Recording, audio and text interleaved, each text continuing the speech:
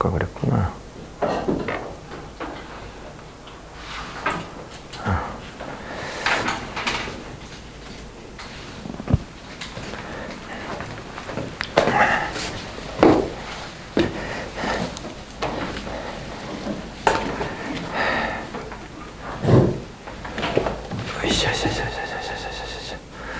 뭐였지?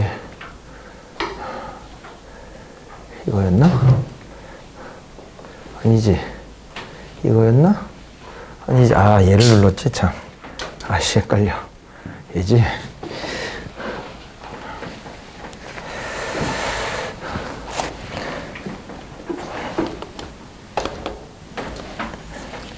자, 갑니다. 자, 이제 조직론으로 한번 들어가 보도록 하겠습니다. 조직론은 어떤 중단원들이 있었나, 이걸 좀 한번 떠올려 보세요. 이게 조직론이야말로 진짜 이것저것이 모여 있거든요. 이것저것이 모여 있지만 나름 또 이야기를 만들어내는 겁니다. 우리 보면 조직의 기초 이론이 있고요. 그 다음에 정부 조직과 관련된 얘기가 있어요. 이렇게. 자, 조직이 뭐다, 뭐 이런 얘기들 하고, 그 다음에 정부 조직과 관련된 얘기. 그리고 조직의 관리, 조직 혁신 방안, 전자정부. 이런 식으로 해가지고 보시면 돼요. 예, 보시면 되는데, 잠깐만요.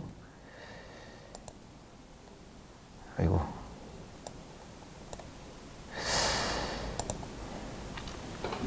이게 위에가 안 보이게 하는 방법이 없나?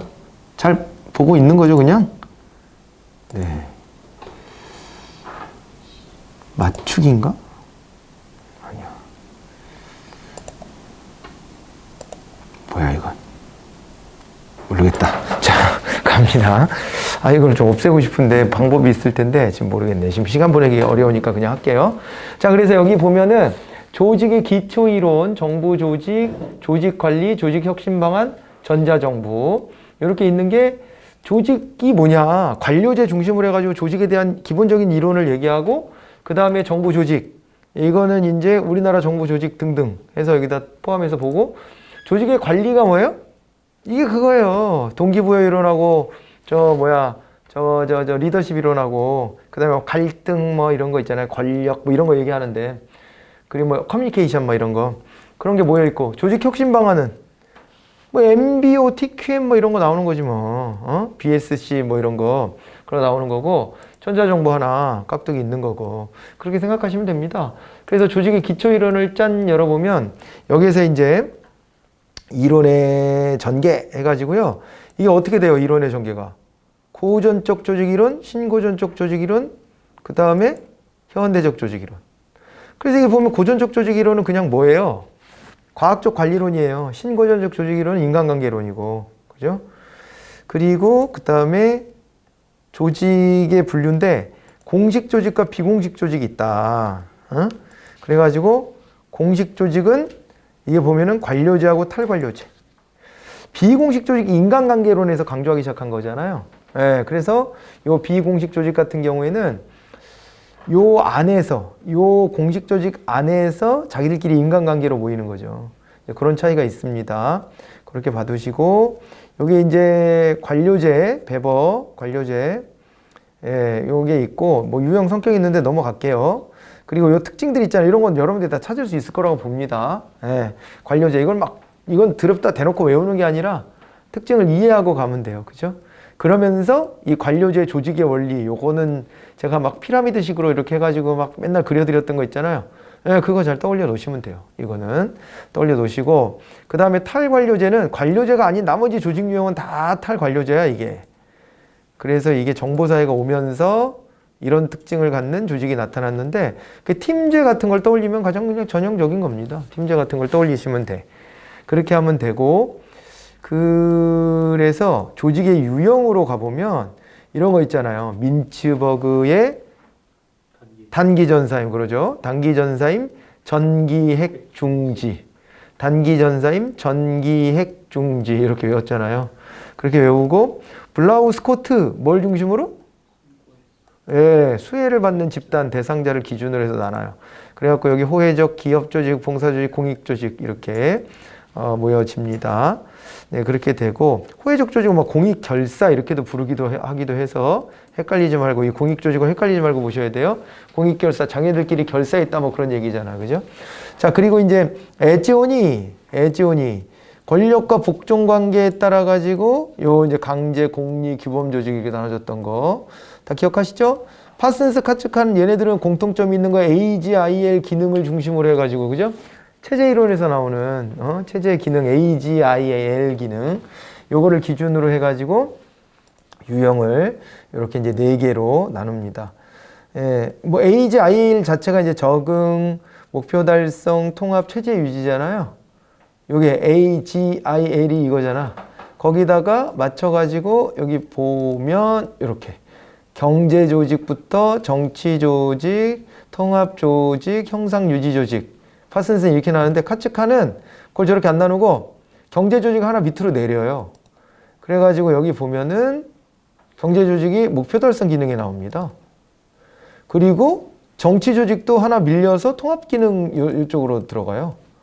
이게 특징입니다. 그렇게 하면 외우기 쉬워요. 예, 여기 하나씩 밀려 내려왔다. 대신에 여기는 적응 조직, 그래서 하나를 집어넣어 위에다가. 예, 그리고 여기 체제 유지 기능 요거는 똑같아요. 형상 유지 조직. 이렇게 외우기 쉽게 그렇게 좀 해서 기억하시면 어떨까 싶고요. 얘네들은 시험 많이는 안 나와요. 가끔 나옵니다. 가끔 나오는 애들이고 진짜 기억해야 되고 민츠버그는 진짜 기억해야 되고, 그 다음에 조직의 유형도 유형이지만 아까 이제 관료제 얘기를 했잖아요. 조직의 내부 구조.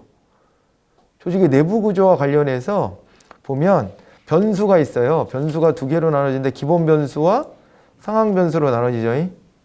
그래서 기본 변수다 그랬을 때는 여기 안에서 복공집이 있는 거고, 특징을 보면은 기계적 구조에서는 복공집이 높아요, 낮아요? 높아요. 그런데 유기적 구조에서는 낮아요. 이거를 기본적으로 알아두고. 근데 거기다 상황이 붙으면 좀 달라져, 이제. 상황이 붙으면. 그 상황에서는 조직의 규모가 크다 작다가 있을 수 있고, 그리고 기술은 톰슨과 페로우. 그죠? 톰슨은 이런 거. 페로우는 이런 거. 근데 페로우가 훨씬 더 시험 많이 나오죠. 알아두셔야 돼요, 이건 되게. 그리고 환경에는 정태적, 동태적. 이렇게 연결됩니다. 그러니까 여기다 다 쓰진 않았지만, 정태적 환경에서는 어때요? 정태적 환경에서는 복공집이 높아요, 낮아요? 좀 높지, 상대적으로. 근데 동태적 환경에서는 낮지. 그렇게 돼요. 왜냐면 이게 탈관료제적인 거잖아요. 얘가. 그런 식으로 보시면 됩니다. 번스와 스토커 나왔는데 여기서 기계적, 유기적 구조라고 하는 표현. 하향적 집행, 상향적 집행과 좀 다른 거죠, 이거는? 근데 연결은 돼, 사실은. 기계적 구조일 때 하향적 집행이 잘 일어나거든요, 보통은. 유기적 구조하고 그 다음에 상향적 집행이 좀 연결되긴 하지. 그죠? 근데 다른 개념이에요. 이건 조직이 기계적이냐 유기적이냐, 이걸 가지고 번스와 스토커가 나눈 겁니다. 그리고 이제 데프트가 조직 내부 구조를 가지고 기사, 매수, 내. 이거 시험 많이 나오는 거죠. 많이 나오고, 최근에는 얘 네트워크 구조가 시험 많이 나왔어요. 근데 그전에는 매트릭스 구조가 유행이었거든, 한동안. 근데 또 이제 지금은 얘로 이렇게 넘어갔는데 뭐가 나와도 이상하진 않아요. 예. 그래서 이렇게 보시고, 자, 그리고 지나갑니다. 이제 여기 보니까 거시 조직 이론이라는 게 있어. 이게 뭐냐면 환경과 조직의 관계를 또 보는 거예요. 조직의 유형을 나눌 때 또 이것도 있어. 그게 결정론과 임의론 나눠가지고 보면서 제가 이거를 상생경제 자전공 이렇게 외우자라고 한 겁니다. 그죠? 상생경제 자전공. 그렇게 해서 외워두시고, 조직경제학 이론 여기 나오죠? 아까 앞에서 얘기했던 거. 그게 있고, 지식정보사의 조직 이론은요, 이런 것들이 다 지식정보사의 조직 이론이에요. 이상한 이름 이거 있잖아. 여기 안 들어간 것도 있어. 린넨이라는 학자 말한 이음매 없는 조직. 그러니까 뭐 이름 막 특이한 거 다 여기 들어온다고 생각하면 돼. 학습 조직도 이런 유형이 한 가지, 사실은. 학습 조직은 저 밑에 아마 조직 혁신 방안에 학습 조직 들어가 있을 거예요, 지금. 안 들어가 있네? 어디가 있니? 야, 전자정보에다 넣었네. 이게 이제 전자정보에다 넣어놓은 이유는 학습 조직이 이제 저울에서 넣어놓은 건데, 암묵지를 형식지화할 때 요게 이제 또 약간 연결되는 부분이 있으니까 넣어놓은 거긴 한데요. 근데 어쨌거나 그 지식행정하고 연결해서 그냥 넣어놓은 건데, 근데 얘는 요런 데 와도 되죠. 지식정보사회 조직 이론 같은 걸로 탈관료제 조직으로 그렇게 해서 넣어도 되죠. 아무튼 그래요. 그래서 이제 요런 것들 다른 이름들은 전부 다 탈관료제구나 생각하고 가시면 됩니다. 그리고 정부조직. 우리나라 정부조직. 자, 일단은 이거 적고 갑시다. 우리나라 정부조직의 대통령. 뭐 됐죠? 오히려 이거보다 이게 중요할 수도 있어. 직속기구에 뭐가 있나. 그죠? 국정원, 감사원. 특히 감사원. 감사원. 네. 직무상 독립성. 근데 독립기관은 아니죠. 직무상 독립성. 회계검사, 행정부 내 직무감찰. 이걸 주 활동을 하고. 원장. 이렇게 4년 한 차례 중임 가능. 그리고 위원도 5에서 11인인데 실제로 몇 명 지금? 7명. 실제로 7명. 원장 포함해서. 그래서 이렇게 되고 사무처에 보면은 사무총장이 있어. 이 사람은 정무직이에요. 그죠? 사무차장은 고위공무원단에 속하는 일반직 공무원이에요. 이거 잘못 들어갔네. 여기 고위공무원단이 없어요. 감사원은. 이거 잘못 들어갔어요. 이거 수정. 고위공무원단이 아니고 그냥 일반직 공무원. 근데 이제 치면 1급이지 1급. 일반직 공무원이라고 봐야 됩니다. 잘못 들어갔어. 그게 아니라고 얘기하는 저기가 아니에요. 고위공무원단이 안 돼. 감사원은 거기에 제외예요.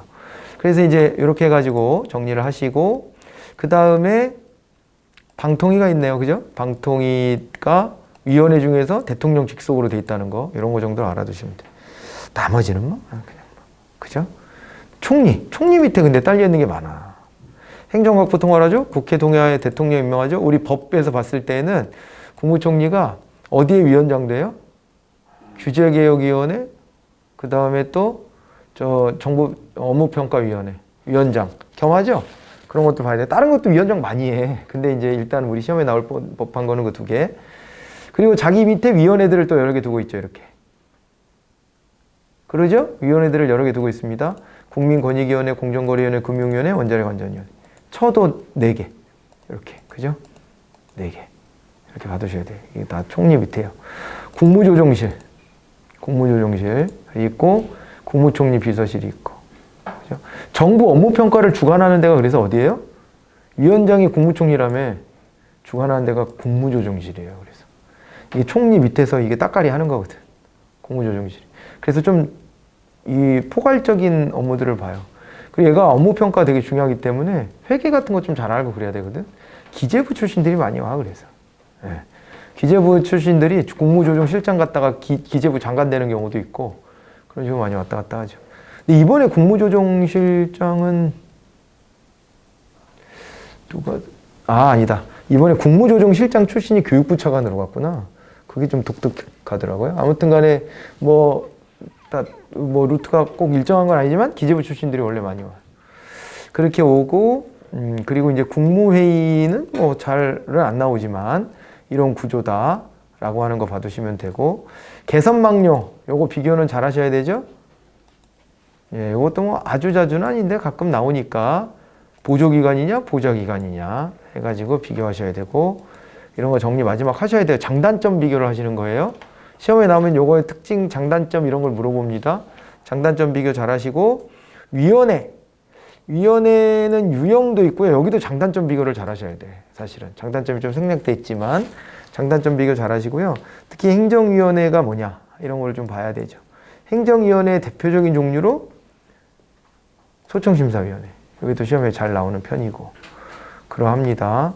공공기관 공기업하고 준정부원 기타 공공기관 나눠지는 거 그죠? 정부 조직 내에서 그러니까 이거는 원래 정부 조직이라고 하기도 좀 어렵지 원래는 정부 조직 바깥의 조직이지 그잖아요. 제3섹터에 들어가야 되니까 바깥의 영역인데 그냥 여기다 합친 거예요. 제가 그냥 한꺼번에 보시라고 그렇게 한 것 뿐입니다.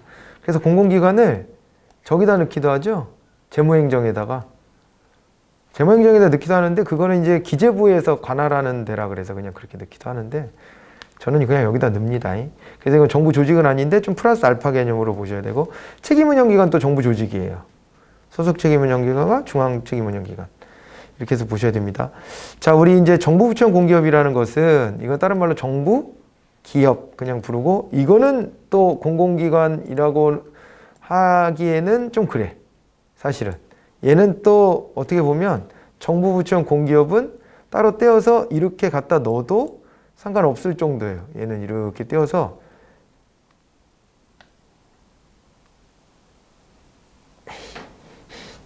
잘 안 되네. 잘 안 돼. 말 안 들어. 얘는 따로 여기다 넣어도 돼. 사실은. 왜냐하면 이거 공공기관은 아니야.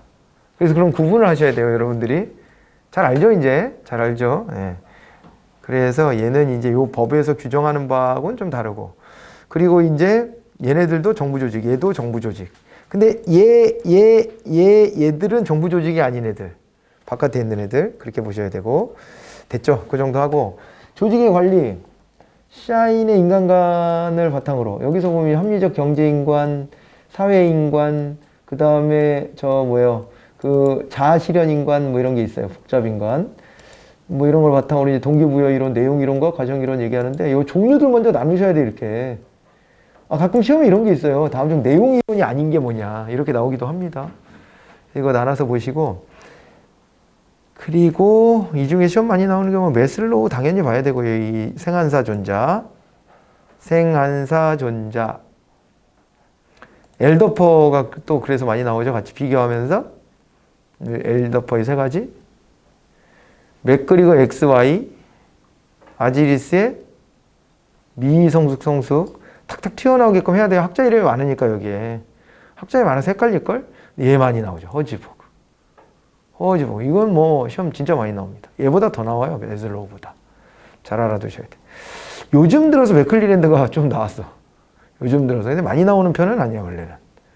근데 이것은 기존의 인간은 다 똑같아 해서 벗어났다는 점이 차이가 좀 있다 그랬고요. 얘는 과정이론으로 소개할 수도 있어. 얘는 걸쳐있는 애예요. 걸쳐있는 애. 근데 여기서 보면은 이 5가지, 직무 특성의 5가지를 얘기하지. 이렇게. 5가지. 이 중에서 진짜 중요한 건 자율성과 활류. 왜냐면 공식이 이렇게 돼 있더라고요. 보니까. 그죠? 그럼 얘네들은 그냥 평균만 내는데 얘네들은 곱하기로 들어가. 그래서 훨씬 얘들 중요하게 봤다. 뭐 이런 거 정도만 기억해 놓고 가시면 돼요. 리커트는 거의 안 나오니까 안 보셔도 될 것 같고, 기대이론에서는 부름은 엄청 많이 나와. 아까 얘랑 더불어, 허즈버그와 더불어 부름은 어마어마하게 많이 나와요. 제일 많이 나와, 이 부름이. 그죠? 이렇게 요 3가지 제시했던 거 꼭 알아두셔야 돼요. 그런데 이 부름 같은 경우는 뭐 대안을 얘기한 건 없어요. 그래서 어떻게 동기 자극해 주라고 이건 없고, 각자 알아서 동기가 이렇게 자극된다는 걸 설명한 거예요. 각자 이렇게 알아서. 그죠? 됐죠? 뭐 나머지 학자들은 그냥 그럭저럭 지나가도 되고, 포터와 롤러도 업적 만족, 만족이 있으면 업적이 있다라고 했던 것을 뒤집어서 업적이 있으면 만족이 와. 뭐 이런 게. 그렇게 되죠? 애킨슨 같은 경우 거의 안 나오고. 아담스 얘는 나오죠. 얘는 나와, 얘는. 그래서 여기서는 기대이론에서는 부름하고요, 포터하고 아담스가 중심이에요. 아담스는 요거 이제 불평등으로부터 동기가 유발된다는 거, 그거 잘 봐두시면 됩니다. 그리고 리더십 이론은 이 흐름 잘 보셔야 되죠. 자질론을 비판하면서 행태이론. 행태이론은 꼭 깐 건 아니지만은 상황도 같이 봐야 돼. 이게 상황이론.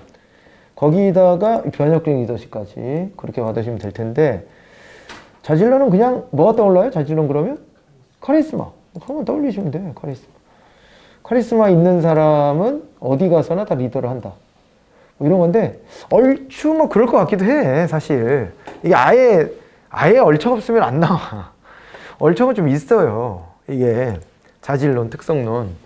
그죠? 있죠? 좀 있긴 있지. 그러니까 어디 가서나 그런 성향이 있는 사람도 있어. 조직에서도.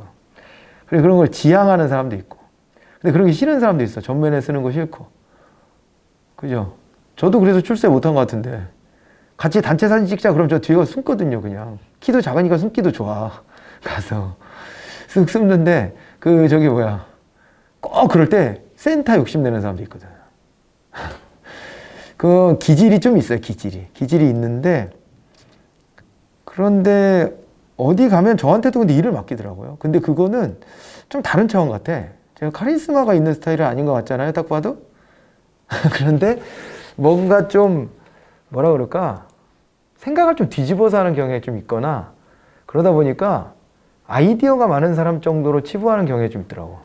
기획을 좀 한다, 그렇게 느끼나 봐. 그래서 자꾸 일을 맡기려고 하는 경향이 있어.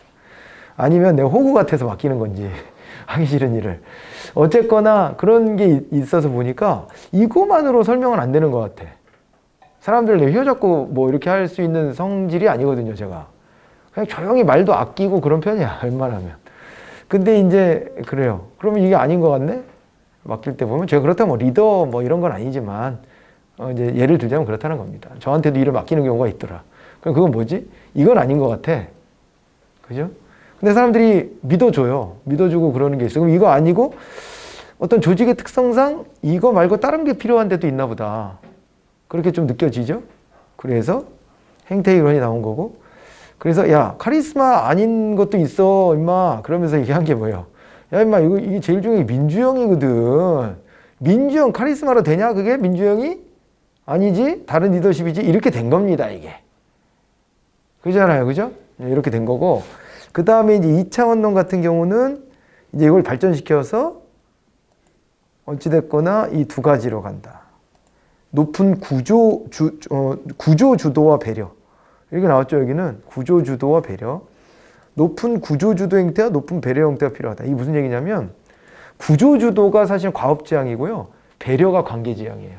말을 저렇게 한 거야. 둘 다 높으면 좋지. 당연하지, 그거야. 둘 다 높으면 좋지. 미시간 대학 연구도 비슷해. 근데 말만 달리해. 직원 지향이면은 관계, 생산 지향이면 뭐예요? 그잖아요. 이거 과업 지향이잖아요. 그래서 이거 막 외울 필요 없어. 용어가 나오면 이해하고 따라가면 돼, 그냥. 아, 구조주도는 구조화 해가지고 기계적으로 탁탁탁 들어가게 하나 보다, 이렇게 생각하면 되니까. 됐죠? 시험은 오히려 이들보다는 이게 좀 더 나왔었죠. 블레이크 머튼 5가지 그래프로 그렸습니다. 이렇게 우리가, 그죠? 그래프로 그렸는데 단합형 해라, 여기도 그래. 그 학자들이 되게 무책임해. 그래서 학자들 장관시키면 일 잘 못한다니까, 대부분은. 다 그런 건 아닌데. 그러니까 이게 이론으로 말하기 얼마나 좋아. 이것도 높고 저것도 높아라, 그죠? 지 보고 하라 그러면 지는 못해. 그러잖아요. 어려워요, 현실에서는. 근데 지향해라, 이렇게 제시하는 거죠. 뭐 나쁜 마음으로 제시하는 건 아닌 거니까, 예, 이렇게 하면 좋겠다. 근데 쉽지가 않은 일입니다. 상황이론은 더 복잡해집니다, 이제. 그죠? 상황이라는 거지 같이 보면서 상황에 따라서 관계지향으로 갈래, 과업지향으로 갈래가 좀 나눠져야 된다. 뭐. 그러니까 무조건 이렇게, 야, 둘 다 높으면 좋지, 이러지 말고, 어떤 게 더 잘 먹히는지 그 상황들을 보자는 거예요. 그래서 피들러 대표적인데요. 상황 호의성 3가지 기억해야 돼요. 뭐뭐뭐. 그 키워드잖아, 호의성 3가지. 상황이 유리하다, 불리하다 할 때 그 기준이 되는 3가지가 있어. 불러봐요. 네, 과업의 특성이 있어. 업무 특성. 또 뭐라고요? 네, 그러니까 이게 직위 권력에 대한 복종의 정도가 있어. 직위에 대해서 잘 따르냐. 또 하나. 그래요. 상관과 부하의 관계. 이게 막 튀어나올 정도 하셔야 돼. 지금 일주일, 4일 남았나? 4일 남았나? 네, 4일간 하실 수 있는 일이에요, 다. 머리에 다 있거든, 여러분들 머리에. 근데 툭 안 튀어나오는 거야, 지금. 그래서 객관식이라 다행이에요, 사실은. 감만 있어도 되거든. 그러려면 한 번은 외우셔야 돼. 한번 기억을 살려놓고 가야 돼. 그리고 한 번 외워서 내 입으로 한번 얘기해 봐야 돼. 그래도 다 기억 안 나거든요. 그래도 감은 남아. 근데 내 입으로 안 하고 읽기만 하잖아요. 내 머리에 안 남아. 절대 안 남아, 그거. 그래서 말을 조금 바꾸잖아요. 못 맞춰. 절대 못 맞춰. 그래서 못 맞추는 거예요. 안 외우니까 자꾸. 그래서 외우라는 겁니다. 막판 4일 외우는 시간 가지셔야 돼. 예. 여러분들 가지고 있는 책 넘기면서 제가 강조했던 게 이제 머리에 남아있을 거예요. 그런 것들을 떠올려 보는 거야. 됐죠? 그래서 그 상황에 대한 3가지가 있어요. 여기 상황 변수. 요거 3개. 요거를 기억해야 돼. 그래서 이런 얘기를 했죠. 상황이, 요 변수들을 보고 상황이 유리하거나, 아예 유리하거나, 아예 불리하면, 과업지향으로 가고. 중간이야? 그럼 관계를 좀 회복해보자. 그래서 제가 이거 어떻게 말씀드렸었나? 상황이 유리하면은 더 볼 거 없어. 그냥 일로 몰아쳐도 돼. 야, 우리 믿지? 그냥 하자. 열심히 빡세게 하자. 되잖아. 근데 관계가 안 좋아. 야, 그럼 니랑 나랑 계산적 관계에 불과하지 뭘 그래. 돈 줄 테니까 열심히 빡세게 일해. 이거밖에 안 돼. 관계 개선이 어려워. 이거 하다가 볼장 다 봐. 이 조직이 그러려고 만난 게 아닌데. 관계 회복하다가 시간 다 가. 그래서 이럴 때는 그냥 과업지향으로 가. 그런데 상황이 중간이래. 그러면 관계를 좀 개선하면서 업무 지향을 하면 훨씬 더 좋거든요. 그렇게 가. 이렇게 얘기한 겁니다. 허쉬와 블렌차드는 뭐에 따라 나눠요? 튀어나와야죠. 뭐에 따라서? 부하의 성숙도. 부하의 성숙도에 따라 가지고 그래가지고 네 가지의 유형을 제시하죠. 그죠?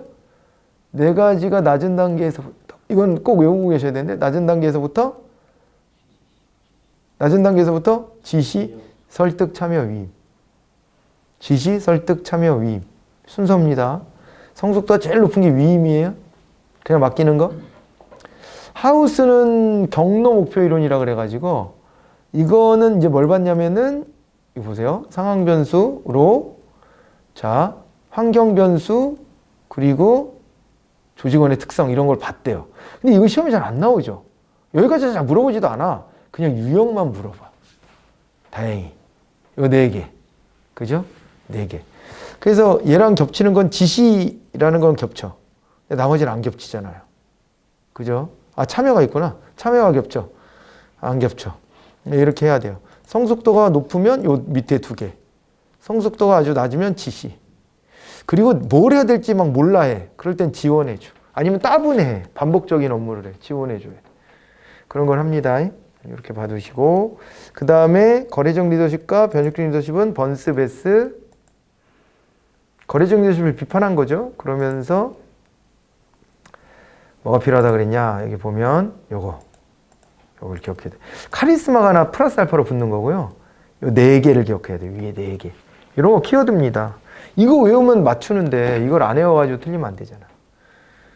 그렇게 하시면 돼. 그죠? 갈등은 잘 나오진 않는데 옛날에는 갈등은 무조건 나쁜 거. 근데 요즘에는 갈등도 필요한 거. 이렇게 보죠. 그러면서 토마스는 이것도 그래프로 봤죠. 이렇게 5가지 유형. 그 중에서 여기서는 이게 협동이 제일 바람직하다. 이렇게 봐야 되기는 할 테지만은 항상 그렇게 할 수는 없으니까. 그죠? 때로는 타협을 하고 때로는 경쟁을 하고 이렇게 갑니다. 그리고 그 다음에 의사전달. 커뮤니케이션. 공식적, 비공식적. 그리고 공식적에는 수평적, 수직적. 수직적일 때 하향적, 상향적. 그냥 그거 떠올려 놓으세요. 근데 대각선적도 있기는. 근데 이건 비공식적일 때 주로 이제 나타날 수 있죠. 공식적일 때는 그 라인을 타야지 뭐 비껴가고 이러면 안 되는 거죠, 원래. 근데 비공식적일 때는 친하네, 그죠? 이런 애들 불러다가 하는 거지. 자, 이제 그렇고, 요거 가끔 나오죠? 권력, 프렌치와 레이븐. 이거 5개. 그죠? 5개인데, 직위 권력과 관련된 게, 그죠? 직위 권력과 관련된 게 보상, 강압, 합법. 직위 권력이에요. 비직위 권력과 관련된 게 밑에 2개. 준거, 전문가적, 권력. 자, 이 정도 보시고 조직 혁신 방안으로 갑니다. 목표 관리제 나왔죠, 그죠? 이 특징들 다 알고 가셔야 돼요. 한번 다 읽어보세요. 얘랑 비교 많이 합니다. 얘랑 비교 많이 하는데 비교표도 있으니까 꼭 비교해 놓고 가셔야 돼. 목표 관리제는 상향이에요, 하향이에요? 목표 관리제 상향. 총체적 품질 관리는 상향. 둘 다 상향이에요. 그건 공통점이에요. 근데 목표 관리제 단기, 장기? 단기. 그리고 수직적 의사소통이 더 잘 되는 건 어떤 거예요? 목표 관리제. 얘는 수평적 의사소통 할 필요가 없어. 상관하고만 얘기하면 되니까. 그런 식이에요. 그렇게 되고. 그 다음에 또 계량화에서도 좀 차이가 있고. 그죠? 그래서 요거 목표 관리제하고 총체적 품질 관리. 그렇게 해서 나눠서 보시고. 그리고 이제 조직 발전 OD가 있고, 그리고 이제 균형 성과표가 있는데 얘 시험 많이 나오는 편이죠. 관점이 재무, 비재무, 비재무의 세계 요거 정도는 외우고 있잖아요. 그리고 요즘에는 한 발 더 들어가서 여기 세부적인 걸 물어볼 때도 있어요. 네, 거기까지 잘 가셔야 돼요. 그 다음에 이걸 다 균형을 맞춰라. 그거였어요. 전자정보, 지식행정으로 가야 된다. 그래서 지식에는 암묵지와 형식지가 있는데 암묵지에 형식지화가 필요하다. 그게 학습조직하고 관련이 있어서 여기다 갖다 붙여놓은 거예요. 그죠? 그러니까 학습조직이 지식행정과 관련해서 좀 필요한 것일 수도 있지. 이렇게 차라리 이렇게 떼다 붙일 수도 있어. 아무튼 그런 맥락에서 여기다 넣은 거지 전자정보랑 직결되는 건 아니고 얘는. 이 학습조직이 나오면요 시행착오와 지속적 실험, 시행착오. 그러니까 조직은 원래 관료제에서는 완벽하다고 본 건데 안 완벽할 수 있다. 시행착오를 거칠 수 있다. 집단적으로 학습한다. 이렇게 보시고요. 유비쿼터스 잘 알아두세요. 이거는 꾸준히 계속 나오고 있는 주제입니다. 정부 운영 패러다임에서 이거는 이제 끝났어, 시대가. 근데 이제 다만 정부 3.0에서 얘기했던 뭐 당연히 양방향은 전제되고요. 맞춤형 정보 제공하는 거. 이거 이제 필요하다고 보는 거죠. 그죠? 그렇게 하고요. 빅데이터는 그냥 요거 세 가지 특징이 한 번 시험 나온 적이 있어요. 그리고 정보 공개는 네, 이런 목적인데 뭐 당연한 거고 도입 이렇게 됐던 거 우리 연표에서도 봤고 모든 국민과 외국인인데 외국인 이런 사람 그리고 대상은 네, 이렇게 됐나요? 네. 모두 공개됨의 원칙, 국민 전체의 권익이나 개인 프라이버시 침해 우려 시 비공개 이렇게 됩니다. 자 이런 거 공부했었던 것까지 하시면 조직론 엄청나게 큰 단원인데 이런 내용들로 이제 들어와 있어요. 인사행정은 이거보다는 더 수월합니다, 사실은. 근데 얘도 양이 적지는 않아요, 원래. 근데 딱 열어보면 인사행정의 전개, 공직 분류, 그러고 난 다음에 3대 요소죠. 채용, 임용, 능력 발전, 사기 양양. 거기다 이제 규율을 덧붙여서 마무리가 됩니다. 인사행정의 발달을 보면은 정실주의, 역관주의를 비판하면서 실적주의가 와요. 실적주의 넓게 보면 이 둘을 극복했던 계급제와 직위분류제가 다 들어와야 되지만 미국 중심으로 우리가 보니까 실적주의 그러면 직위분류제가 더 그렇다. 이렇게 이제 보는 거고요. 이 특징들 비교 잘 하셔야 되고 그리고 적극적 인사행정 실적주의로 또 가다 역관주의를 부정하고 실적주의로 가다가 적극적 인사행정. 이게 또 나오죠. 그래서 여기서는 시험 문제 꼭 하나 나온다. 이렇게 생각하고 공부하셔야 돼요. 그 특징들 다 아시는 거죠. 제가 도식화도 정말 여러 번 해드렸으니까 따라오시면 되고 고위공무원단 제도도 최근에 좀 뜸했던 것 같긴 해. 1, 2년 사이에. 근데 이것도 뭐 언제든 숨어있다 튀어나올 수 있는 주제 정도가 됩니다. 특히 우리나라에 이 저 고위공무원단에 요거 있죠. 고위공무원단의 구성 그리고 관리 뭐 이런 거 잘 보시고 운용. 그래서 요거는 이제 순서예요, 순서. 쭉 고위공무원 후보자 선정합니다. 교육훈련하고 역량평가합니다. 그죠? 역량평가할 때요. 구체적으로 물어본 적도 있거든요. 이런 거 물어본다는 거. 근데 한 번쯤 나온 거니까 이것도 이렇게까지 구체적으로 다 물어볼까? 싶기는 해요. 그래서 대략 그냥 역량평가라는 건 되게 중요하거든요. 그냥 대략적인 것만 알아두셔도 어떨까 싶어요, 지금은. 고위공무원단 임용, 적격심사를 대상자가 될 수도 있는 거죠. 그래서 부적격이면 직권면직까지 가는 거. 여기 이제 구체적인 내용들이 이거 있잖아요. 대상하고, 대상, 실시. 이거거든요. 옛날에는 적격심사를요, 모아서 했는데 지금 수시로 하는 겁니다. 수시로. 그리고 이제 직권면직. 이 가능하다. 그런 얘기까지 했어요. 부적격 결정 나면. 근데 이 사유들 같은 거는 여러 번 물어본 적이 있습니다. 어떤 사람이 적격심사 대상자가 되냐. 이런 거 마지막으로 체크를 좀 해 놓으셔야 돼. 자, 그 다음에 공직 분류입니다. 공직을 분류하는데 공무원을 구분할 때, 이렇게. 경력직, 특수경력직. 이거는 이제 구체적인 거 물어보면 그 안에 누가 들어가는지를 쭉 하시면 돼요. 특히 이런 게 좀 헷갈릴 수 있죠. 정무직? 어떤 사람들이 있나? 뭐 이제 장차관급에 해당되는 사람들. 예, 이렇게 들어간다고 생각하시고. 거기까지. 아니면 선거. 이런 거. 국회 동의로 임명받은 사람. 이런 사람들이 들어가요. 감사원 원장과 위원, 사무총장, 국가정보원 원장, 차장 전부 다 정무직이고요. 최근에 이게 좀 바뀌었더라고요. 그래가지고 기조실장이 정무직이 아닌데 기조실장이 정무직이 됐어요. 예, 국정원에.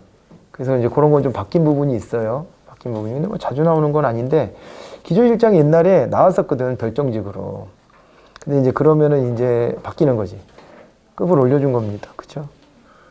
그런 식으로 받으시고, 그런 게 좀 있었고, 그 다음에 별정직은 뭐 비서 같은 사람들이에요. 그죠? 그렇게 가고, 이거 국회 수석전문위원이 별정직인 게 또 이렇게 나왔어. 아, 이거 내가 안 바꿨구나. 국정원 기조실장이 요게 이제 빠져야 돼. 예, 바뀌었어요. 바뀌어서 원장, 차장, 그리고 요 뒤에 이렇게 들어가야 돼. 법이 바뀌어갖고. 알겠죠? 어제 손 본다고 봤는데 좀 세부적인 걸 덜 봐진 게 있네. 이렇게 바뀌었어요. 그래가지고 요게 이제 정무직, 별정직 이렇게 나눠지는 거. 요 케이스들이 막 자꾸 나오니까 기억을 좀 해두시면 되고. 개방형 인사제도, 개방형직이, 공모직이 비교를 해야 되죠? 개방형직위는 요 범위. 과장급까지 포함해서 지금 다, 그죠? 근데 요게 제일 중요하죠? 개방형직 공직 내부, 외부. 바깥에서도 들어올 수 있는데, 그런데 공모직위는 기관 내부, 외부니까 원래 공무원이었던 사람으로만 돼야 됩니다. 그죠? 그리고 이제 개방형직의 임기는 5년 내 범위에서 최소 2년 이상인데, 외부자일 경우에 그래요. 내부자일 때는 직업 공무원이잖아. 그래서 이런 게 임기제 공무원이 필요가 없는데 외부에서 들어온 사람 임기제 공무원으로 하는 거예요. 네. 그렇게 받으시면 됩니다. 그리고 인사청문회 제도는 진짜 이것도 그냥 가끔인데 이 대상자를 구분하는 거. 그래서 그냥 쉽게 말하면 쉽지 않을 테지만 여러분들한테. 왜냐면 이런 상식이 있으면 쉽고 없으면 어렵거든요. 근데 여기는 전부 다 국회가 표결까지 가야 되는 거야. 국회의원들 전체가. 그래서 인사청문 특위라는 거고 표결 필요 없는 거는 상임위원회에서 그냥 끝내요. 네, 이렇게 비교가 됩니다. 그렇게 하시고 그 다음에 이제 3대 요소 채용으로 가볼까? 이거는 중앙인사기관은 그런 거 나오잖아요. 형태, 요거 독립합의형, 비독립단독형, 절충형 뭐 이런 거. 그죠? 근데 우리나라 인사혁신처는 비독립 단독형. 요즘 거의 다 비독립 단독형이지 뭐 사실은요. 네, 그래가지고 이렇게 인사혁신처 관련된 것도 한번 봐두셔야 돼요. 여기에 차장은 고위공무원단이 맞아요. 여기는 고위공무원단 중에서 옵니다. 그리고 소충심사위원회. 네, 이거요. 시험 자주 나왔었어요. 그래서 위법적 사항만 제기하는 거고 부당한 사항은 고충상담밖에 안 됩니다. 네, 고충상담 제도가 또 있잖아요. 그죠? 그래가지고 이렇게 특징들 비교해 보셔야 돼요. 이건 뭐 특징들은 다 여러분들 교재에 다 있고 찾아내 보시고 이 소충심사위원회 중요하다라고 제가 말씀드리고 가는 거예요. 오늘 이 시간에 들은 게 감으로 남아야 돼요. 그래서 바로 작업을 하셔야 됩니다. 오늘 내일. 에? 또 하루 지나버리면 까먹어. 오늘 무슨 얘기 했는지. 중요하다고 했던 거가 기억에 남아야 돼요. 지금. 모집은 뭐 별건 없어. 사실 별건 없고 시험 뭐 측정 기준에서 여기 시험의 타당도 뭐 이런 거 시험의 타당도 정도가 좀 중요하겠죠. 기준 타당도 특히 요거 그죠? 그러니까 이 시험이 성적이 높은 사람이 일도 잘한다. 이게 연결이 돼야 되니까 그런 게 있고 임용 여기서는 한번 볼까요? 수평이동과 수직이동이 있다. 이 안에서 내부 임용으로 놓고 보면 수평이동, 수직이동 됐죠? 이런 거 나눠서 보시면 됩니다. 외부 임용은 이미 시험을 통해서 뽑는 것이고 그죠? 그리고 이제 능력 발전으로 가보면 두 가지가 있죠. 이게 교육훈련과 근무성적 평정. 교육훈련은 별로 시험에 많이는 안 나와요. 그죠? 이 종류의 대상에 따라 이렇게 그죠? 신규 채용자부터 관리자까지. 근데 장소에 따라서는 OJT, OFJT 나눠지는 거. 이거 구분하시면 되고 근무성적 평정 훨씬 더 중요한데 얘는 시험 많이 나옵니다. 그죠? 근무성적 평정의 방법이 두 가지로 요거다. 두 가지로 나눠지겠죠? 종류가 여기 있다. 예, 성과계약 평가하고 근무성적 평가 이 두 개. 4급 이상 5급 이하. 근데 다면평가 제도는 그냥 참고자료. 이렇게 해가지고 들어옵니다. 여기에 이제 구체적인 내용들을 다 잘 정리를 하고 가셔야 돼요. 이렇게. 다면평가까지 잘 해놓고 가셔야 됩니다. 나머지는 뭐 됐고. 사기 양양. 공무원 사기를 높여주는 거고, 보수 수준이 어떻게 되냐 뭐 이건데, 보수의 기준 같은 것 정도는 좀 알고 가셔야 돼요. 그죠? 보수의 기준 여기 있잖아요. 이런 것들. 하한선, 상한선 뭐 다 보고, 물가 보고, 민간기업 보수 수준 보고, 그죠? 그래서 이 기본급과 부가급이 있는데, 우리는 특히 여기서 연공급을 한다. 생활급의 성격도 있어요. 네. 그리고 일부 이제 우리가 연봉제도 하고 그러니까 그럴 때는 이제 직무급 같은 것도 성과나 직무급 같은 성격도 들어왔다. 이렇게 받으시면 됩니다. 총액인건비제는 명칭만 기억해 놓으시면 되고, 연금은 개편이 됐는데 뭐 그거에 대해서는 개편된 시점에서만 조금 물어보고 안 물어보는 경향이 있고요. 인간관계 관리에서는 여기 공무원 단체를 하나 또 볼 수가 있습니다. 직협과 공무원 노조. 근데 여기서도 이제 보면 6급 이하라는 말이 빠져야 돼. 참 이거를 내가 바꾼다는 걸 깜빡했어. 또 이게 6급 이하가 가입 요건이 이제 삭제가 됐습니다. 그러면은 무슨 얘기예요? 전부 다 가입된다는 거거든요. 그냥 그렇게 이제 바꾼 거 정도를 하나를 봐두시면 돼. 나머지는 뭐 바뀐 게 없고요. 근무규율 바뀐 게 하나 있긴 있어. 여기 안 써서 그렇지. 뭐가 바뀌었냐면요. 공무원이었던 자도 공무원 노조의 구성이 될 수 있다. 이게 예전에 안 됐던 거거든요. 이제는 공무원이 아니니까 공무원 노조 안 되지 했는데, 그러면 거기 억울하게 잘린 사람은 어떻게 해? 억울하게 불이익 받은 사람은. 그래서 그것까지 인정을 해주는데 여기는 뭐 거기까지야 뭐. 그리고 공직윤리의 법적 규제와 자율적 규제가 나눠지겠죠. 이렇게. 그죠? 이렇게 나눠지고, 특히 국가공무원법의 13대 의무와 그 다음에 공직자윤리법의 이 내용 5가지 꼭 보셔야 돼요. 청탁금지법 내용. 여기 대상도 중요하지. 대상에 언론사, 학교 다 들어가고, 내용은 이런 거. 공무원 헌장, 행동강령 다 있죠? 다 있고. OECD 국가들 몇 년대 이거 주로 만들었다고 그랬어요? 아까? 90년대. 네, 여기 시험에 나온 적이 있어갖고. 보시고, 정책 중립시켜야지 뭐. 신분보장 받고 대신에. 징계 중요하죠? 경징계, 중징계. 요거는 구체적인 내용 있잖아요. 이제 단추는 안 열을게요. 여러분들 이거 기본적으로 외우고 가셔야 돼. 이것도 시험 많이 나오는 편이에요. 부패는 종류만 좀 구분하시면 됩니다. 종류만 구분하시면 될 텐데, 이런 거. 그죠? 찾아내실 수 있으면 돼요. 사례를 주면. 자, 그래서 이렇게 해가지고 인사행정까지 받고요. 그 다음에는 이제 재무행정으로 가볼까요? 재무행정 진짜 간단해. 용어가 어려워서 그렇지 그거 간단하다니까? 그냥 이거예요. 예산 이론 좀 보다가 예산 과정, 우리나라 예산 과정 막 되게 구체적으로 보고, 그 다음에 미국 중심으로 해서 예산 제도 보는 거예요. 그죠?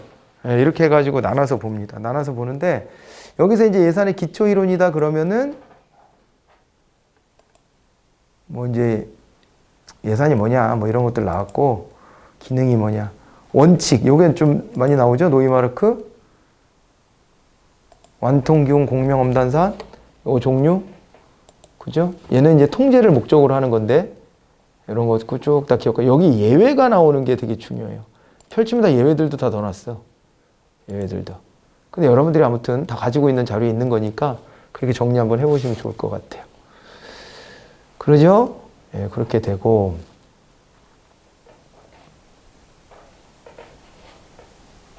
그 다음에 기금과 회계 구분되는 거 요거 됐나요? 구분되는 거 보시고, 분류 뭐 이런 거 분류, 그죠? 이런 거 보셔야 되고, 여기서는 기능별 분류가 시민을 위한 분류다 그래가지고 시험에서 좀 나왔었지. 그리고 그 다음에 예산 과정 예산 과정은 형식은 의결주의, 법률주의인데 우리는 의결주의. 그리고 절차. 절차는 T-1년, T년, T 플러스 1년. 됐나요? 네. 이렇게 해가지고 나눠서 볼 수 있고, 여기에서 이제 구체적인 거, 참. 편성, 심의, 확정. 이거는 지금 이 시간에 안 합니다. 안 하는데, 이 구체적인 것들을 여기는 좀 꼼꼼히 좀 보셔야 될 필요는 있어요. 양은 많지 않지만. 그래서 요거 제가 판서로 처음부터 끝까지 쭉 써드린 거 있잖아요. 그런 거를 다시 복습하셔야 돼요. 그 복습하고 가셔야 됩니다, 이거. 이 절차, 날짜. 구체적인 날짜, 언제까지인지. 그거 한번 외우는 거야. 외우고 가셔야 돼. 알겠죠? 그렇게 하셔야 돼. 이거 외우셔야 돼.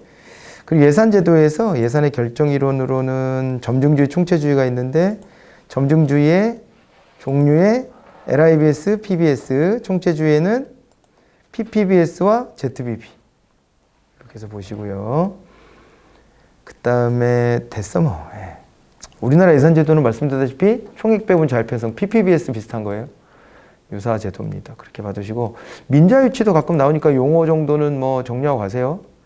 수익형이면은 뭐가 들어가야 돼? B 뭐가 들어가죠?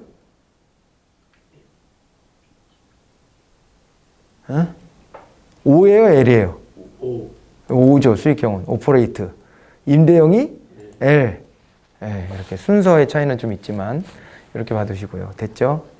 이거 재무행정론이고, 행정환류론은 진짜 별거 없죠. 별거 없어요. 얘 하나인데 얘 행정통제. 거의 이건데 유형 이거 있잖아요. 외부통제, 내부통제. 그 안에서 또 공식, 비공식 나눠지는 거예요. 요거 이렇게 펼쳐볼 수 있는 거. 됐나요? 구체적인 거 점점 펴지죠, 지금? 점점 펴져. 근데 다 알잖아, 여러분들이. 요거 다 찾을 수 있죠? 근데 특히 이게 시험에 제일 많이 나와서 감사원, 공식적인 내부 통제. 이게요, 그냥 기억하는 사람은 별거 없거든요, 이게. 근데 출제를 자꾸 왜 한다 그랬어요? 출제하는 사람이 되게 중요하다고 생각하는 거예요. 왜? 자기가 미국인인 줄 아는 학자가 많아, 너무. 지가 미국인인 줄 알아요. 그 미국 제도가 기준이야, 그냥. 근데 우리나라 미국하고 다르니까, 이거 다르네. 이거 되게 특이한 거예요. 감사원이, 걔네들은 어떻게 돼 있어요, 미국은? 외부 통제죠? 외부 통제가 입법 통제예요. 입법부 소속이니까, 감사원이. 근데 우리는 대통령 직속으로 있어서 내부 통제, 공식적 통제. 그 점 때문에 자꾸 내는 것 같아요. 제가 추론할 때는. 지네 머릿속에는 이게 특이하거든. 미국에서 공부하고 와가지고. 그렇고, 국민권익위원회도 나와 있고요. 뭐 이런 것들입니다. 요거 다시 한번 정리 꼭 하고 가셔야 돼. 제가 일부러 수업 시간에 이렇게 2x2로 나눠갖고 넣어드리면서 정리해드리고 그랬었어. 그거 꼭 보고 가시는 겁니다. 옴부즈만 많이 나오겠죠? 뭐랑 비교해야 돼요? 국민권익위원회랑. 같은 점, 다른 점이 나눠지잖아요? 네, 그걸 꼭 정리해 놓고 가셔야 돼. 이것도 정리가 다 돼 있을 거예요. 행정개혁은 굳이 안 보셔도 크게 나올 가능성 별로 없는데 가끔 나오거든? 재수 없으면 걸려. 재수 없으면 걸리는데, 요게 이제 여기 방법에서 보면 이런 게 있거든요. 조직 구조를 바꿀 것이냐. 조직 구조. 그래서 공수처 설치하고, 그 다음에 그 수사권 조정하고, 이런 건 다 조직 구조를 바꾸는 거예요. 조직 구조를 바꾸는 거예요. 무슨 제도도 완벽하진 않아요, 사실은. 그러니까 검찰의 반박 있죠? 일리가 있어요. 검찰의 반박이. 그럼 경찰한테 다 주면 장땡인 거냐. 경찰은 뭐 문제 안 일으키냐.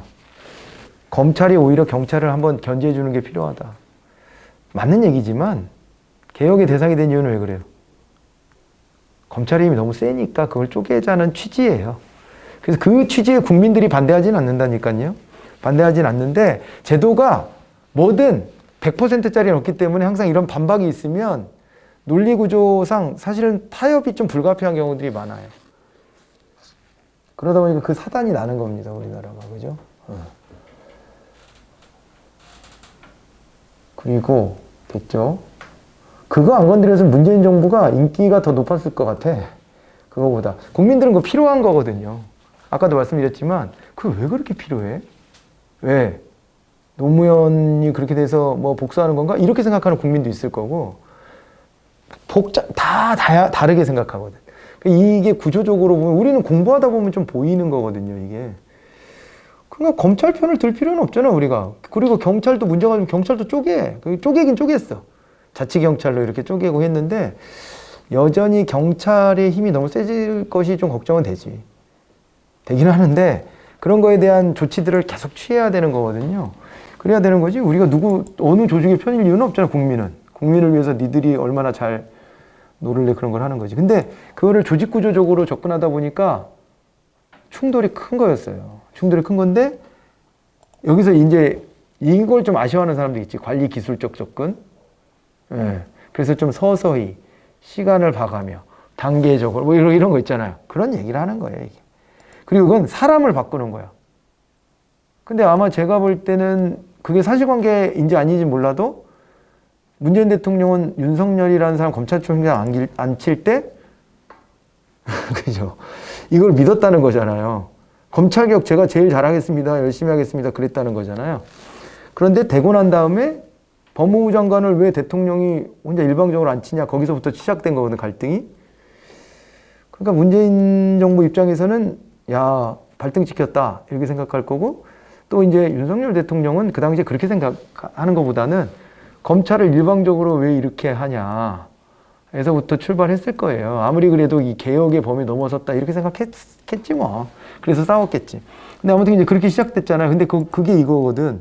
인간관계론적 관점에서 행태를 바꾸고 그러면은 거기에 개혁적인 인물들을 전진 배치시킨다.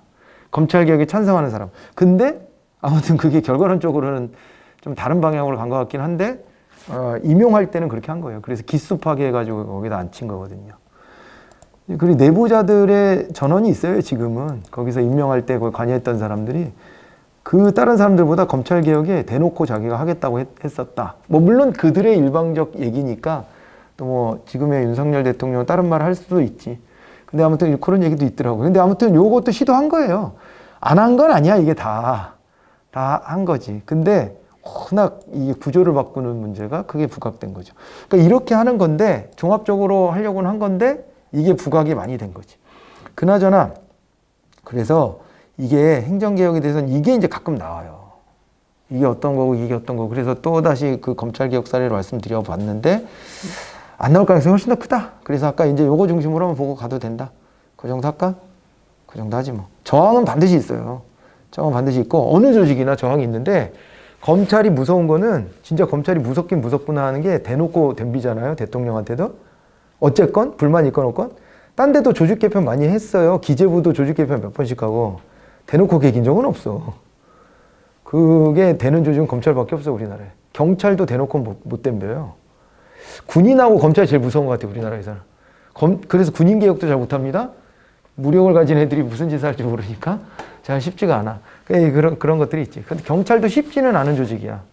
근데 보통의 여러분들이 갈 때들 있잖아요. 그런 데들은 이렇게 대놓고 못 하거든요. 여가부 없앤다고 지금 여가부 직원들이 나와서 뭐 막 시끄럽게 떠듭니까? 내부에 불만이 막 있겠지만 떠들진 않고 조용히 어떻게든 막 존속이 좀 필요하지 않을까요? 이런 거를 어필하고 있겠지, 지금. 네. 제 얘기를 들어봤어, 지금. 저기 여가부에서 과장하시는 분. 근데 그러더라고. 조용히 대응하고 있는 거야. 근데 대놓고는 못 하거든요. 흥미로운 지점이에요, 아무튼. 자, 이제 그렇고 추방관료제 OC. 예. 요거는 한번 외우고 가요, 그냥. 이것도 누구야? 또 오수본이야. 이번엔 플래스트릭이라는 사람하고 5가지. OC. 응? 되죠? OC? 돼요? OC. 영어로 이렇게 돼 있는 걸 우리가 이렇게 이제 번역해서 이야기합니다. 한 번쯤은 정리해놓고 가면 어떨까? 아주 가끔 나옵니다, 이것도. 예, 그냥 그 정도 수준에서 넣어봤어요. 됐지 뭐, 이렇게 하면. 됐어. 행정관리론. 아무튼 행정통제가 중요한 거였어요. 그리고 지방행정도 이제 마지막입니다. 시간이 다 갔네. 지방행정의 일반 이론이 있고요. 지방자치에 대한 얘기가 있고 지방재정과 참여제도. 이게 있는 거죠. 근데 지방자치 관련된 거를 뭐 여러 개로 쪼개는 경우도 있고 뭐 그런 건데 일반 이론 보면은요. 지방행정이 뭐야? 뭐 이런 건데 지방행정이 뭐래요? 넓게 보면은요. 우리 특별지방행정기관으로 관치행정하는 것까지를 포함해요. 지방에서 이루어지는 행정은 맞잖아. 근데 이제 보통의 개념으로는 지자체가 하는 거를 의미하지. 보통은. 뭐 이런 이제 저기가 있고요. 직거나 분권화는 찾으실 수 있을 거예요. 이거는 뭐 개념이 어렵진 않으니까. 근데 이것도 자꾸 절충해 간다. 그 방향만 알아두시면 되고, 지방자치의는 여기 보면 이제 유형이 이렇게 주민자치와 단체자치로 나누는데 요거 비교는 꼭 하고 가세요. 그죠? 이 비교는 딸딸 외우지 않더라도 구분할 수 있을 정도로 머리로 다시 한번 상기시켜 놓고 가셔야 돼. 그렇게 하시고.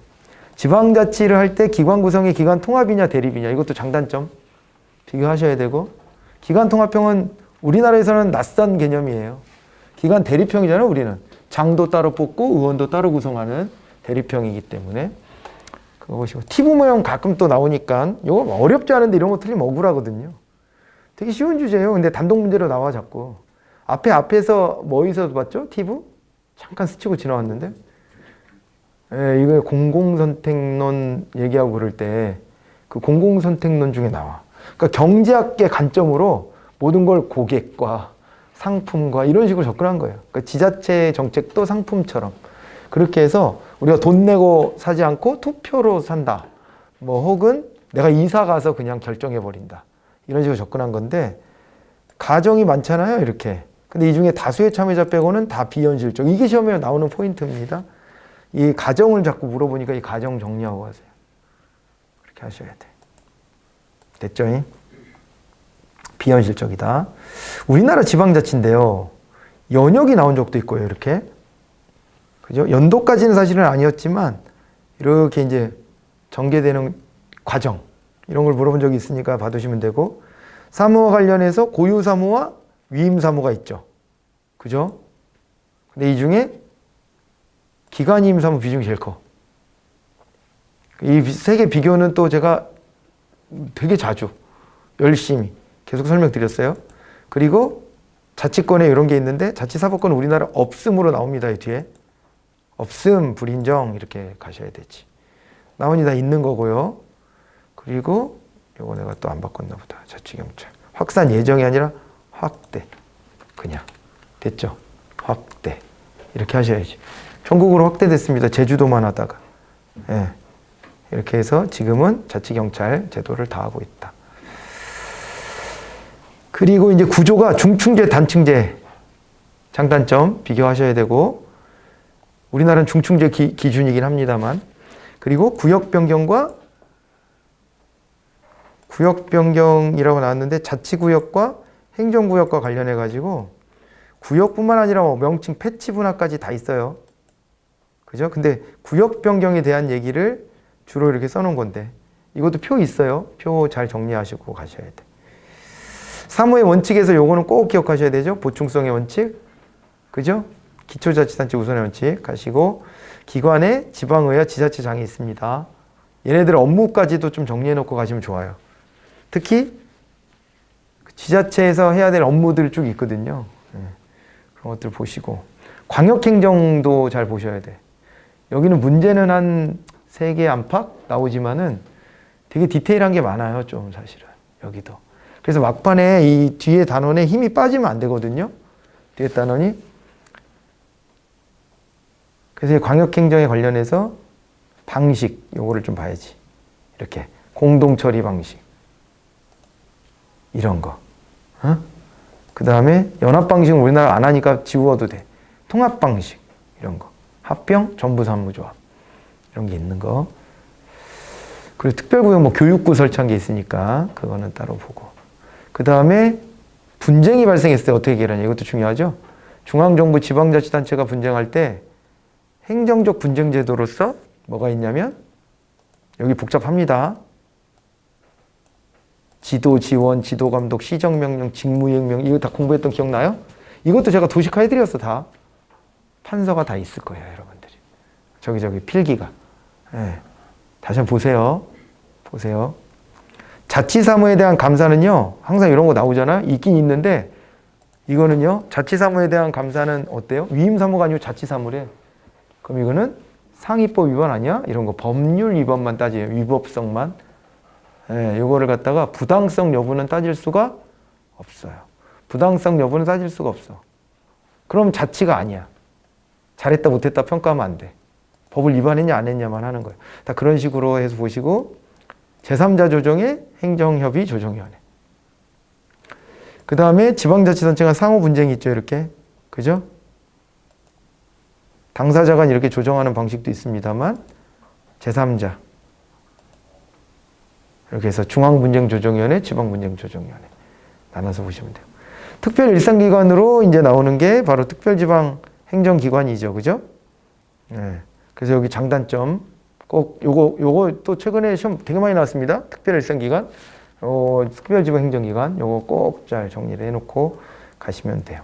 얘네는 복잡하지만 한번 잘 다시 한번 판서 보셔야 돼. 하고 가셔야 돼. 꼭 그리고 요 제목 중심으로 좀 외우세요. 뭐뭐뭐가 있다, 뭐뭐뭐가 있다. 이거는 하실 거죠? 특별 일상기관 장단점 꼭 하시고 그렇게 하셔야 돼. 그렇게 하면 되고요. 그 다음에 우리나라 지방자치 요만큼 하면 되고 지방재정 이건 진짜 뭐 못이 박히도록 했다 진짜. 그래갖고 여기 특히 구조 조달 방법에 따라서 자주재원과 의전재원. 자주재원은 지방세와 조세의 수입. 지방세 종류도 구체적인 것까지 다 봤었어요. 그거 한번 외우고 가세요. 그리고 의전재원의 교부세. 이 교부세 시험 많이 나오잖아. 재원이 어디서 만들어지는지 뭐니 막 이거 있잖아. 요 뒤에 막 얘기가 이만큼 달리죠. 이거 잘 기억해 놓으셔야 되지. 지출 용도에 따라서 일반 재원이냐, 특별 재원이냐, 특정 재원이냐가 또 나눠집니다. 이렇게. 그래서 교부세 중에 대다수가 특정 재원이 아닌 일반 재원. 그리고 여기 국고보조금은 대부분이 특정 재원. 이렇게 보셔야 돼요. 하시고. 안정성에 따라서 경상이냐 비경상이냐가 있고 재정력 평가가 있는데 이 재정력 지수가 중요한 건 왜 그래요? 이게 이 보통 교부세 책정할 때 기준이 돼. 그래서 그게 중요하고 얘네 둘은 헷갈리면 안 돼. 재정 자립도 보면은요. 여기 봐봐요. 이게 일반회계 세입총액 가운데 자주재원이 차지하는 비중이거든요. 자주재원인데 재정 자주도가 아니고 재정 자립도예요. 이런 거 체크해 놓고 가는 거예요. 그리고 요게 포인트거든요. 이거 시험에 나오면 지방교부세 많이 주면 돈이 많아져서 좋은데 근데 이제 이게 자주재원이 차지하는 비중은 작아지기 때문에 자립도가 하락해. 이런 문제가 있죠. 됐죠 이거? 그리고 재정 자주도. 요거는 일반 재원의 비중을 따지는 거다. 요거를 잘 정리해 놓고 가세요. 이 주민자료제도는 외워야 될 게 많지. 우리 그때 법 바뀌었다면서 이거 주민투표 관련해 가지고서는 투표권자가 이렇게 바뀌었죠. 그죠? 18세로. 그리고 결정할 때 이것도 바뀌었다는 거죠. 4분의 1 이상 투표. 그리고 개함하지 마 이런 얘기는 없지만 4분의 1 미만일 때는 이게 뭐 아무런 결정력에도 영향을 못 미치는 거. 그리고 이게 원래 발의는 지방자치단체장이 하는데 요건은 이렇게. 지방의회가 뭐 요구할 때부터 출발해서 싹 다 있습니다. 요건들이 있고. 그리고 이제 조례재정개폐 청구제도에서도 여기 이제 청구권자가 이렇게 나와 있고, 그리고 요건이 여기가 이제 이런 요건들이 있고, 그죠? 그리고 제외되는 거. 뭐 있어요. 이건 법에도 나와 있으니까 법을 가지고 한번 읽어보세요. 감사 청구는 바뀐 게 많죠, 좀? 감사 청구는 청구권자가 18세 이상 주민으로. 그 다음에 요건이 이게 시도가 500명이었다가 300명. 얘는 200명. 얘는 150명. 바뀐 거. 그리고 뭐 대상이야 이런 것들인데 제외되는 것까지 잘 봐두시면 좋아요. 꼼꼼하면 꼼꼼할수록 좋아요. 그렇게 하시고 절차인데 여기서도 바뀐 게 하나 있지. 잠깐만. 제외해서 이거 2년 경과가 3년 경과로 바뀐 거. 이런 것도 잘 보시기 바랍니다. 그렇게 하시고 주민소송에 대한 얘기도 있고요. 이거는 이제 일단은 감사 청구한 주민이 기준이 돼야 되고 돈 문제 관련해서 하는 거고요. 주민 소환제도도 있습니다. 얘는 아직 19세라는 걸 그냥 확인했죠, 우리가. 법으로. 그죠? 그래서 청구 제한하고 이런 거 구체적인 거. 여기서는 비례대표가 안 된다를 기억하면 거의 다 맞추게끔 나왔었어, 지금까지는. 비례대표는 주민 소환의 대상이 아니다. 그런 정도. 얘는 아직도 3분의 1 이상 투표율 이런 게 유지되고 있고요. 언젠가 바뀌겠지만 여러분들 시험 다 본 다음에 바뀝니다. 그래서 한 1년, 2년 사이에 바뀌지 않을까 싶기도 한데 아직은 그냥 그대로. 됐나요? 소리 소문 없이 요즘엔 바뀌어가지고 짜증나. 찾아보려면 맨날 법을 들여다보고 있어야 돼. 개정된 법이 없나 있나. 아주 자주 요즘에 국회의원들이 일을 많이 해서 사실은 많이 바뀌고 있는데 국민들은 그냥 욕만 할 뿐이야.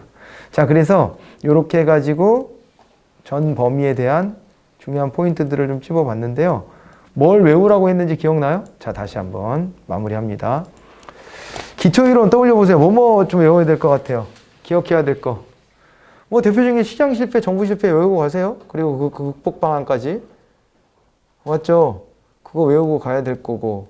그 다음에는 행정학 이론 전개는요. 아주 빠삭해야 돼, 사실은. 되게 빠삭해야 돼요. 되게 빠삭해야 돼요. 그거 뭐가 나와도 이상하지 않으니까.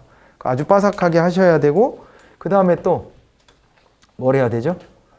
그 다음에 행정 이념에서 공익, 정의 이런 거는 꼭 하고 가세요. 공익, 정의. 그리고 능률성, 이런 거 효과성, 이런 거 비교하는 거, 가끔 가외성, 민주성 이런 것도 나오니까. 그렇게 보시고 가고, 그 다음에 정책론으로 가면 그 순서대로 쭉, 그죠? 정책론은 그 순서대로 해가지고 보시는 게 좀 필요해요. 그 과정. 그런데 거기에 로위 중요하다고 강조했었고, 로이 중요하다고 강조했었고, 콥 중요하다고 강조했었고, 엘리트론, 특히 신엘리트론, 그리고 또 중요하다고 강조한 게 저거 있었죠? 정책 공동체 이론, 그죠? 그것도 잘 보시고 가셔야 돼요. 정책 공동체 세 가지 비교하는 거 그런 것도 잘 하시고, 그리고 정책 결정론으로 가면 뭐 합리 모형을 위시해서 그거 모형들 비교하는 거 다 하셔야지. 앨리슨 모형까지. 거기도 뭐가 나오든 뭐 이상할 거 없이 다 섞여서 돌아가면서 나오고 있어요. 그리고 정책 결정의 과정과 그 안에서 정책 분석 관련된 거, BC 이런 거 잘 보시면 됩니다. 보시면 되고. 그리고 넘어와서 정책 집행론으로 오면은 이제 하향적이냐 상향적이냐 비교하면서 나카무라 스모루트 잘 기억하시고, 그리고 이제 살라몬 직접상 정도 그런 거 외우시고 가시고. 됐죠? 그럼 외우고 가시고.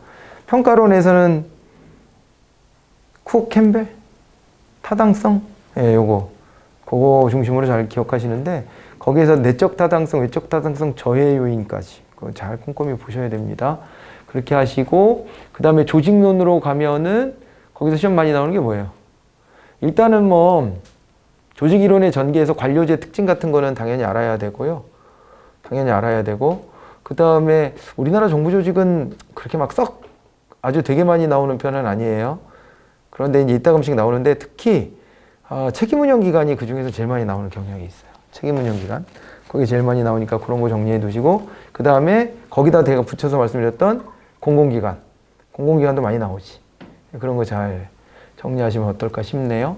그걸 정리하시고, 그리고 지나가서 보자면은 동기부여 이론은 무지막지하게 많이 나오는 편입니다. 그거는 뭐 말할 필요 없고, 저기도 그 리더십 이론도 엄청 많이 나오는 편이니까 그것도 잘 알아두셔야 돼요. 그거 하셔야 되고, 그리고 또 그게 제일 핵심이고, 그 다음에 MBO, TQM, BSC 그 정도는 꼭 좀 하시고 가시고. 됐죠?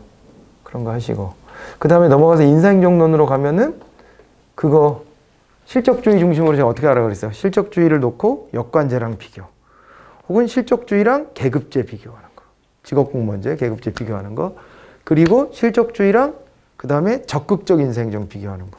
그렇게 해가지고 실적주의를 중심에다 놓고 전개하는 거 잘 보시고, 그 다음에 거기서는 뭐 또 이제 고위공무원단 같은 거 이런 것도 시험에 잘 나오고, 대표관료제 시험에 잘 나오죠. 대표관료제 시험에 잘 나오고, 그리고 대표관료제 아까 단추를 안 열었었나 봐. 근데 대표관료제 그런 거 잘 보셔야 돼요. 그런 거 하시고, 그 다음에 그 직위분류에서 우리나라 직위분류의 과정 순서 이런 것도 좀 보셔야 돼요. 사실은 아까는 구체적인 건 안 했지만 그런 거 하셔야 되고, 그리고 또 보셔야 되는 게 직위분류까지 했고, 뭐 그랬지 뭐. 직위분류 했으면 뭐 직업공무원의 특징하고 비교하는 거, 그리고 이제 공무원의 분류, 공무원 분류에서 그거 들어가는 거 하시면 되고 그런 거 하시고 그 다음에 또 뭐 해야 돼? 채용으로 가면 채용 임용에서는 임용의 종류 그거 구분해 줬던 거 저 수평 임용, 수직 임용부터 해가지고 그런 거 정리 한번 해두세요. 해두시고 그리고 평가는 좀 잘 알아야 돼요. 진짜 평가 잘 알아두셔야 돼요. 그리고 평가에서 그거 있잖아. 오류. 평가의 오류. 네, 그것도 잘 알아두셔야 되죠. 평가의 오류도 잘 정리해 놓고 가세요. 평가의 오류. 그렇게 하시고 사기양양은 그렇게 크게는 안 나와요. 크게는 안 나오는데 거기 평가 부분은 잘하고 가셔야 돼. 그래서 법도 따로 읽었었죠. 공무원 임용과 평가에 관련된 부분은 따로 봤었고 그리고 그 다음에 또 넘어가서 뭐 봐야 돼요. 이제 재무행정론으로 가면은 참 재무행정 가기 전에 그건 잘 봐야죠. 공직자윤리법, 징계 종류 이런 거는 잘 보고 가셔야 돼요. 그건 아주 빈출입니다. 그리고 뒤에 넘어가서 재무행정에서는 뭐가 또 빈출이에요? 여기서는 뭐 딴 거보다도 재무행정에서 우리나라 그 예산제도 전개 그건 잘 보셔야 되고 그리고 또 미국에서의 예산 제도가 변경됐던 거 그 두 가지 축으로 해가지고 공부하시면 되고 그 다음에 행정관리로는 뭐 보라 그랬어요? 통제, 행정 통제 그거 나눠서 잘 보시면 되고 지방행정론에서는 좀 디테일해. 근데 보통 보면은 그 재정에서는 교부세 중심으로 나왔고 참여는 돌아가면서 나올 수 있는데 그건 디테일이 좀 필요합니다. 여러분들한테. 그런 게 좀 필요하고 그 다음에 중앙정부, 지방정부 간의 갈등이 발생했을 때가 어떻게 해결하냐. 광역행정 이런 거 관련된 게 좀 많이 나왔죠. 그리고 주민자치, 단체자치 비교하는 거 그런 거 중심으로 그리고 우리나라 지방자치 전개 뭐 이런 거 됐어요? 이런 게 핵심이에요. 지금 얘기한 게. 그래서 여기에 주제에서 80% 이상 나와요. 그럼 여기서 나오는 것만 다 맞춰도 행정학으로 시험에 뭐 불이익 봤다 이렇게는 안 돼요. 80점대 맞으시면 합격할 수 있을 거거든. 그래서 이제 그 80점대를 다 모든 과목을 80점대 맞으면 합격할 수 있을 텐데 그 정도 수준의 행정학을 정리하시면 된다. 마지막 정리할 때 그런 거 나오면 그거는 또 눈여겨보고 꼼꼼히 챙겨놓고 가셔라. 그렇게 말씀드리는 바입니다. 그래서 우리가 그거 저 빈칸 채우기 같은 것도 나머지 뒷부분도 한 번 더 하시고 확인은 해야 되는데 여러분들이 이제 마지막이라 많이 바쁘죠. 많이 바쁜데 제가 마지막에 기회가 닿는 한 한 번씩 보고 갈 텐데 보고 싶은 분은 저한테 특히 좀 빨리 좀 뭘 할 말이 있어요 라든가 하시는 분들은 시간이 없으니까 먼저 찾아오셔도 되고 그렇게 하면서 마무리 잘하고 합시다. 여러분들 보니까 마지막 정리 꼭 하셔야지 성적 나올 만한 분들이 대부분이에요. 그거 안 하고 가면 후회합니다. 진짜. 딴 거 해야 돼서 이거 못했다 하지 마세요. 이거 하셔야 돼. 지금 볼 때 행정학이 제일 고단계가 좀 필요해. 마지막 암기가 필요한 것은 행정학에 여러분들이 공부하는 거 한국사하고 한국사 암기 마지막 잘 챙기시고 나머지도 암기 부분이 있겠지만은 국어 영어는 사실은 평소 실력으로 가는 거지 뭐. 그래서 내가 약점 있는 것만 찾아보시고 근데 한국사 행정학은 마지막 막판 암기 이거 꼭 잘 하셔야 돼요. 그렇게 하고 가세요. 그리고 행정법은 판례 같은 거 다시 한번 들여다보시고 그렇게 정리하시면 돼. 4일이면 인연 촉박하네. 그죠? 근데 하고 있었던 거니까 그 아직 미진한 것들을 잘 채우고 가세요. 일찍 끝내드리려고 그랬는데 시간이 또 다 갔습니다. 또 정상적으로 다 갔네요. 자, 이렇게 마지막까지 수업 참여해 주셔서 고맙고 이 마지막 열정이 이렇게 있었기 때문에 시험 잘 볼 거라고 믿고요. 네, 질문 있으면 가지고 오시고 그렇게 합시다. 네, 마무리할게요. 고생 많으셨습니다. 시험 잘 보고 돌아오세요. 네, 네, 고생하셨어요.